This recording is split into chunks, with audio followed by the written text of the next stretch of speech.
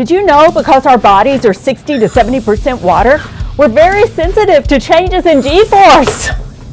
G-force is caused by rapid acceleration, change in direction, or deceleration, and is measured in multiples of the force of gravity here on Earth. So most of the time, we're experiencing a force of 1G. Our body can experience G-force in two directions: along the Z-axis, which is parallel to our body, or along the XY direction, which is perpendicular to our body. The Z-axis is the worst direction because it can pull blood down into our feet, away from our brain and our heart, or in some cases, it can cause the blood to pool in our brain. When this happens, our blood vessels either contract, blocking the flow of blood, or expand to the point that they burst. The average person can only handle 5G along the Z direction, or about 20G along the XY direction, without becoming seriously injured. We know a lot about our body's tolerance for G-force thanks to studies by Col John Stapp, who literally subjected himself to being a human crash dummy. From 1946 to 1958, Col Stapp subjected himself to increasingly worse and worse crashes to study the effect of impact and deceleration on the body. In his final run, he was going 632 miles per hour and experienced an impact of 42 G. After the crash, he had a full red out, where his vision literally turned a blood red. Col Stapp was able to tolerate these forces because they were along the XY direction and not along the G. Fighter pilots experience forces of up to 10 G along the Z-axis. So how do they fly without injury? Well, science stepped in to help. They're trained to constrict their muscles to keep the blood flowing in the body, and they wear special suits called G suits that also help to keep the blood flowing. Still, even with the protective suits, they must be careful because as they approach 10 G, they can begin to experience G-lock, or G-force-induced loss of consciousness. Formula One race car drivers can experience G-forces of up to 6.5, but only for a short period of time. Long exposure to this type of force has a negative effect on them. For example, in 2001, Formula One racers refused to race at the Texas Motor Speedway. The combination of 24-degree banking turns and speeds of 240 miles per hour resulted in dizziness and disorientation among the drivers after only a few laps. Data from car crashes show that impacts of around 50 G are survivable but can result in serious injury, while impacts of 100 G are almost always fatal. The record for surviving a major car crash is held by